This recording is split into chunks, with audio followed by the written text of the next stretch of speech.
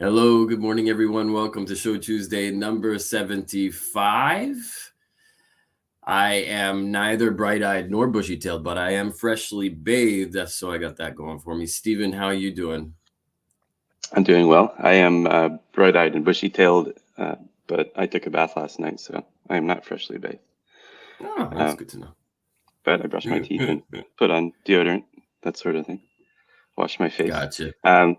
Yeah, no, it's been a fun few days and lots going on. Yeah, it's lots going on. We're up against the Virginia gubernatorial election and the World Series today, so hopefully we still get some viewers. Yeah, that's what's happening. No kidding. Oh, geez. Yeah. It's World Series Game 6. Right. Shoot, I forgot about that. Okay, well, maybe we're talking to ourselves today, but that wouldn't be incredibly outside of the norm for us. At any rate, happy Shochu'sday to everyone out there, and also happy belated Shochu and Awamori Day. Yeah, which was on the 1st.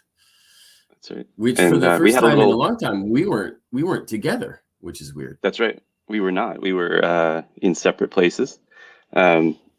Christopher in Kagoshima, me in Fukuoka. We had low-key evenings, I believe. At least I did. I visited a couple of shochu-focused izakaya here in Fukuoka with a friend of mine. First stop was actually Ikinoshima, which is actually an Iki-focused izakaya. Yeah, we had a little drinking party there one time. We did. And it's actually it's owned by one of the Iki distilleries. A member of the family actually runs the izakaya. It's a nice little spot. He was really happy to have us come in and poured us a little taste, which was unexpected. He had a 42% 10-year-old barley shochu that he poured us without charge, which, as you know, in Japan is very rare to get free drinks. And then from there, made my way up to Togo, which is a Satsuma shochu focused izakaya. The couple from Kagoshima who run that. Yep. And was able to try some shinshu and that sort of thing. So it was a nice little low-key evening out, which I enjoyed. How about you? You were down in Kagoshima. I don't know if low-key would be the word. I mean, it wasn't.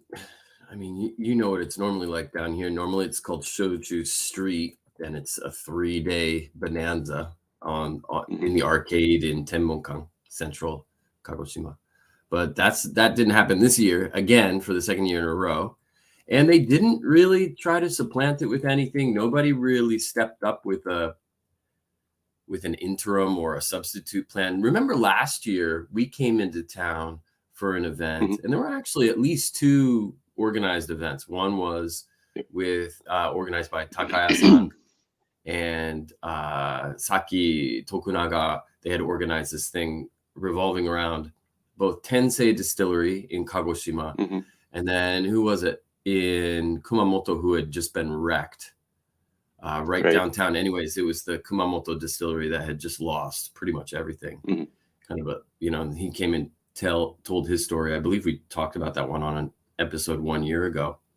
That happened, and then also Wagon Waso, that trifecta of businesses in the alley in Gurume Dori. They kind of had a little street party, but apparently somebody complained about that, so they couldn't repeat it because they had packed so many people into the alley that you couldn't get through. It was too much like Shochu Street, apparently.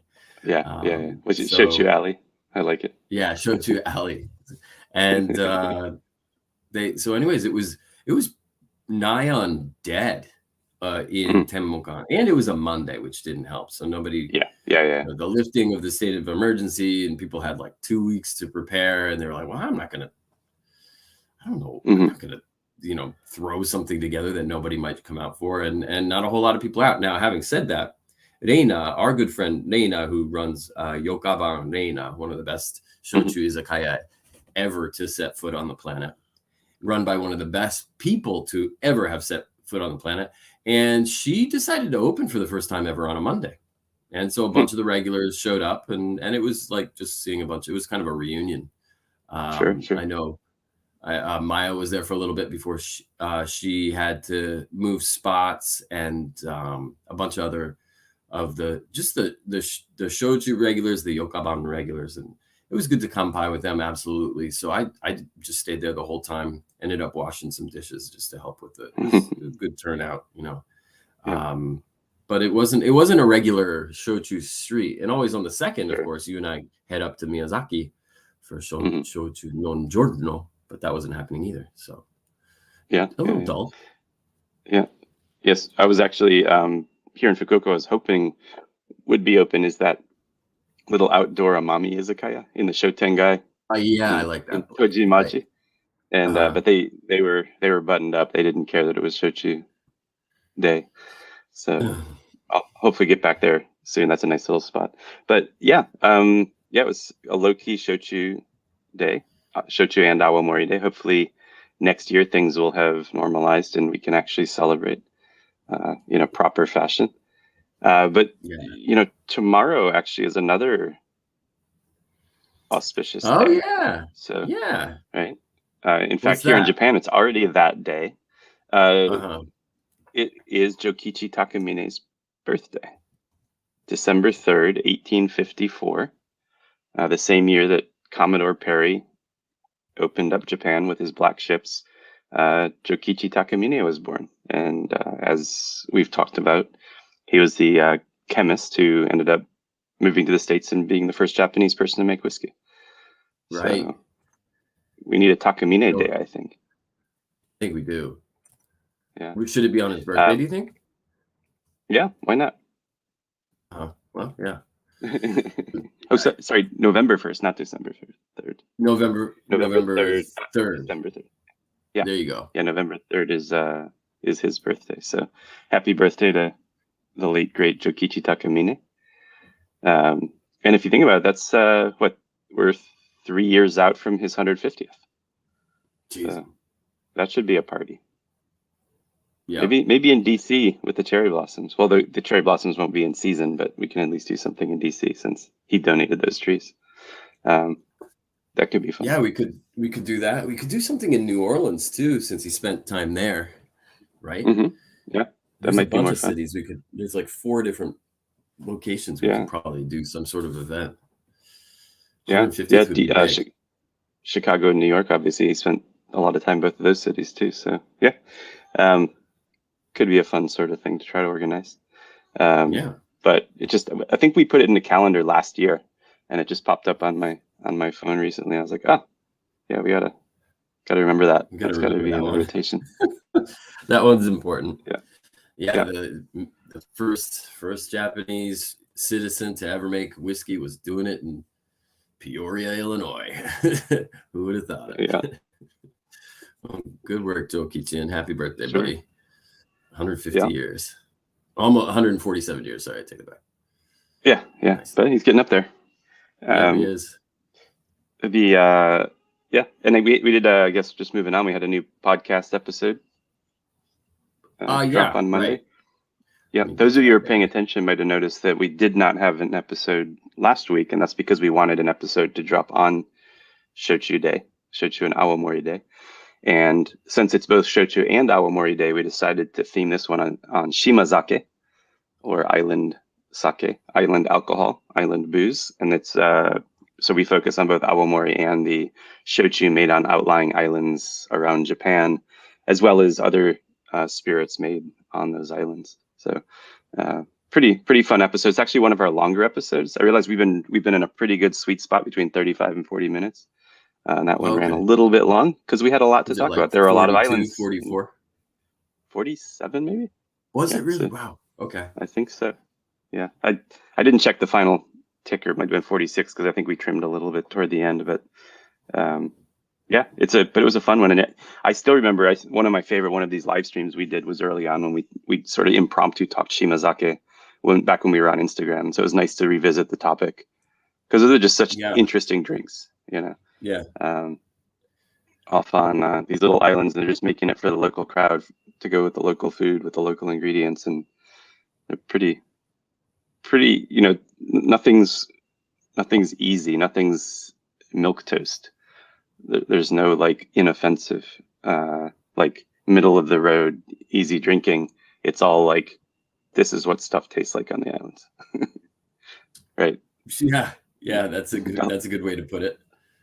Yeah, mean, you get a lot of the salt air, a lot of salinity, a lot of brininess, a lot of funk. So it's fun.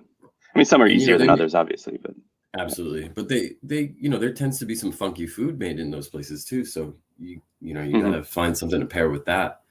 The one weird one that I always go back to is kusaya, the stinky fish.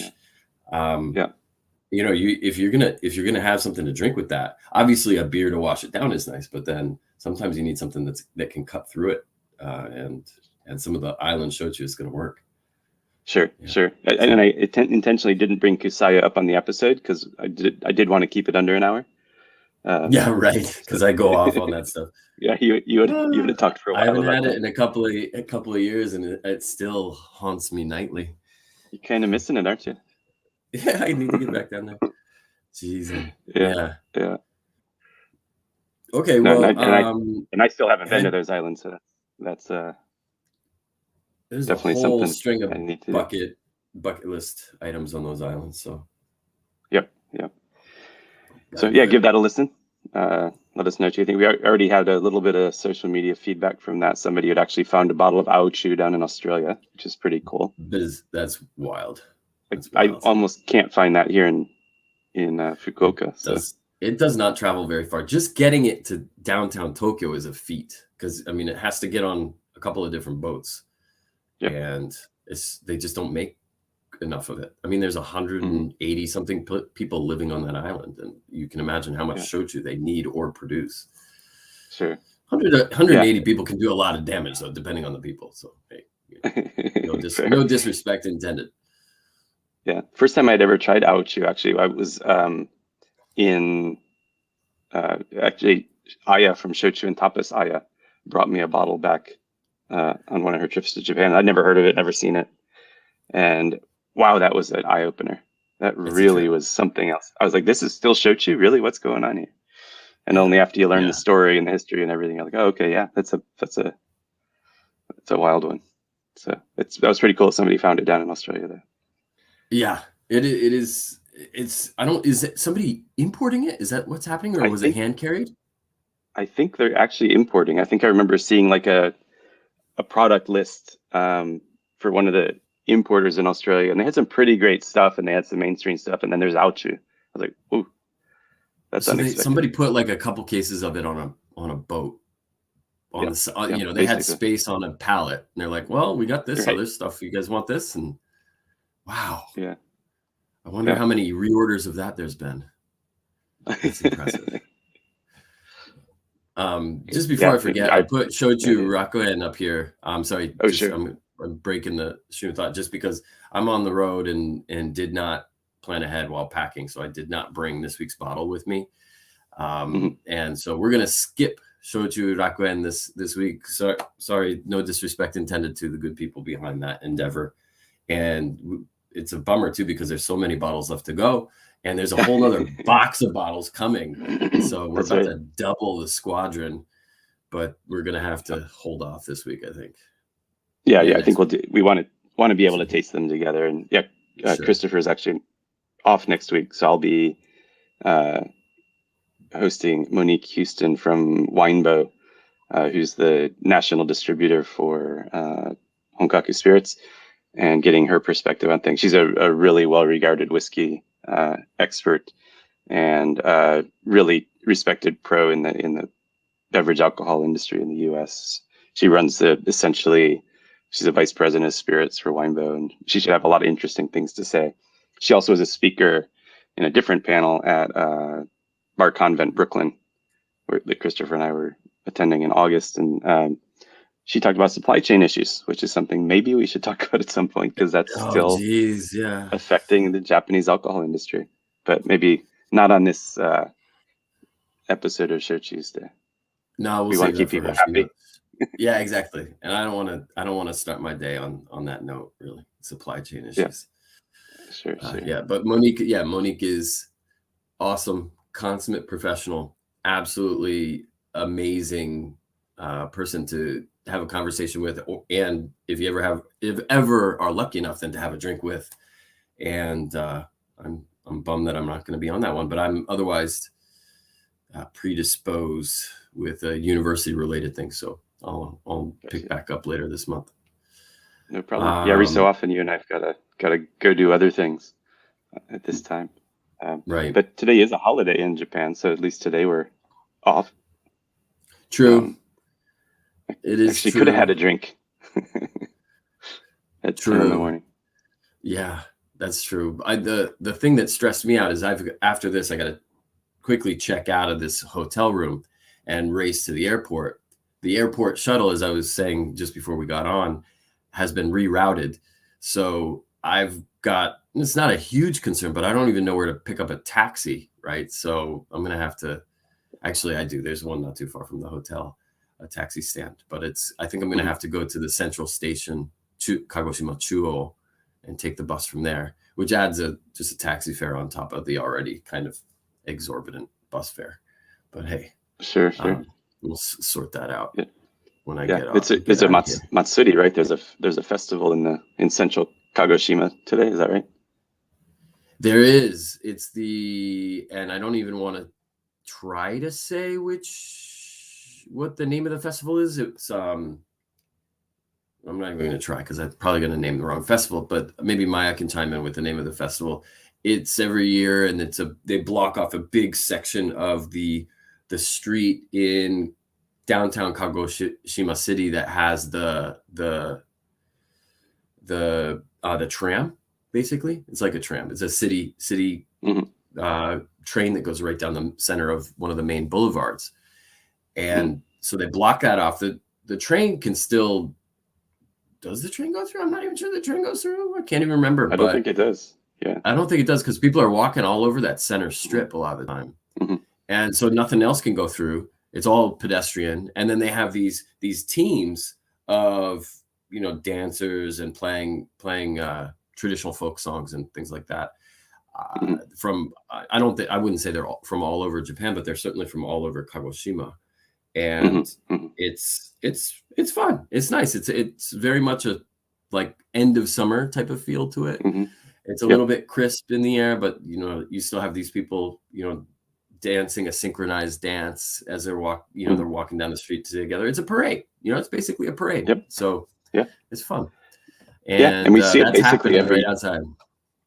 We see it just about every year because it's the day after Shochu'sday. So we're usually down in the area, and it's kind of usually our getaway day, right? It's our True. And Maya did just chime in. It's the Ohara Matsuri, or I'm not sure if it's called a Matsuri, but it's the Ohara festival anyway, and it happens every year and on this holiday. So if you happen to be in Kagoshima in the future for the beginning of November during Shochu and Awamori Day, then if you can stick around a little longer till the 3rd, and there's guaranteed to be a festival, and that's what's going to prevent me from getting to the airport easily. Sure. Yeah, I guess for those of you unfamiliar with Kagoshima City, Christopher mentioned it, but there's the tram, or it's basically a streetcar system that runs through downtown Kagoshima. There isn't a subway system in the city, so they run these above ground trains that run in a couple different directions along the main streets, which gives a little bit of character. It makes it a little bit different than other parts of Japan. Got something similar in Nagasaki, and but you don't see a lot of. Hiroshima has streetcars, but you don't see a lot of them anymore. The streetcars have become sort of the exception rather than the rule in most Japanese cities. And obviously, in the larger cities, they just put everything underground, or with subways. But it's fun to have those old streetcars that are still running around and people are relying on for transportation. Quite a few here in Kyushu, actually. I mean, Kumamoto has that as well, right? True. So you a few different cities where you can still ride the streetcar. It's more fun than a bus, I think. Yeah, I'm not a big fan of buses. Yeah. That's one of the limiting factors of Kagoshima for me, actually, is the airport situation, right? The fact that you have to take a bus or a taxi. There's no train out there. And most other cities are Yeah, I mean, you're Miyazaki's got living it. in one. And Yeah, Fukuoka for sure. And Miyazaki's got the airport's pretty close to downtown, and then there is a train line that runs right there. So, yeah, but transportation talk here on Shochu'sday. Yeah, you get more than what you paid for. Let's see, what were we planning to round out today with? Where's my list? I think we kind of bounced around. Oh, we got it. We covered it. We covered it. Okay, cool. We did. Yeah, and since we're not doing a tasting, I guess it's just what's coming up. So as Stephen mentioned, next week I will not be on. It'll be Monique Houston from Weinbo, who is an international spirits judge, very, very influential in a number of ways, certainly on whiskey and now more recently on shochu. So definitely tune in for that. We tend to get very good speakers on this thing. When one of either Stephen or I has to drop off for whatever reason, we get a replacement. It tends to be our most watched episodes. So definitely tune in for that. I'm sure it's going to be great. I'm envious because I enjoy talking with her. And then other than that, we're back to our normal schedule on the podcast. So there was one that dropped on Monday, and our next one will be almost 2 weeks from now. So that's right. Please stay caught up if you can. Yeah, that's the yeah. And we're actually coming up on a year. We just had was it episode 24 is what's in the feed now. And I don't know if we've decided exactly what we're doing for episode 25, but we had talked about doing kind of a year in review, but not the kind of year in review, which is like us telling you what was in the first year's episodes, but actually getting feedback from our editor, from Rich Pav, our sound editor, right. about our development or our growth as podcasters. I don't know if that's going to be interesting to anybody other than us. Take a piece out of both of us on Yes. air. Oh man, it's kind of fun to make that public, keep us humble. Sure. Yeah. So oh boy, that one's going to be an interesting episode to record with him. But no, it's been fun, and we're really considering winding down this first year of the podcast as season 1. We hadn't really scripted it that way originally when we were devising the show, but we realized this is a pretty good stopping point. We've kind of hit all the highlights, as we've talked about many times. We've been trying to lay the foundation with what are Japanese spirits, getting overviews of the different categories and subcategories and regions and that sort of thing. And I think in season 2, I think we're going to shift more into deep dive kinds of things, getting very granular and specific, and start to incorporate some interviews, start to bring on some of the people who are making shochu overseas, people like Monique who have a lot to contribute, that we really want to do in a more organized, scripted fashion rather than these free-flowing Shochu'sday discussions, which are a lot of fun, but not edited, right? These are just what we do is what you get. And so sure. Yeah. And if you have any ideas for people that you think would be great guests, then drop us a line, let us know. We feel like we have a pretty good stable of folks that we can count on or lean on for that type of content, but there may be people out there that we are unaware of. Somebody in Italy who's doing amazing things with Awamori, for instance, then we would love to we would love to talk with them. So let us know. We'd be more than happy to bring them on the show. So cool. I'm good. You good? I'm good. Yeah. This is a record length show. I don't think we've done, not in a long time have we done on one under 30 minutes. So unless one of us is tipsy on a probably street next week is going to go like 58. Oh, that's true. That's true. Sorry. When one of us is like, it's noisy out here and I need to get back to my drink. Yeah, a couple 5-minute episodes, but yeah, this is a nice and efficient. And and again, when you've had a chance to listen to the Shimazaki episode, let us know what you think. I think you probably learned something, hopefully. I did. Absolutely. Every time Christopher talks about things like this, and he's obviously spent a lot more time in Japan than I have and been a lot more places, he's always got some little new anecdote or tidbit that I'm like, I didn't know that. That's Oh, geez, That's maybe I good need knowledge. to. I don't remember these things that I say. I need to listen to it too, I guess. I appreciate that. Well, everybody, Sure. go listen to the episode, please, and give us your feedback, because that's what we do it for. And to everybody out there in the world, thank you so much for trying. This is 75, episode 75. 75. Making Yeah. good progress here. Happy Shochu and Awamori Day. Happy birthday, Jokichi Takamine. And from both of us here live in Japan to all of you out there, a very hearty and heartfelt kanpai. Kanpai.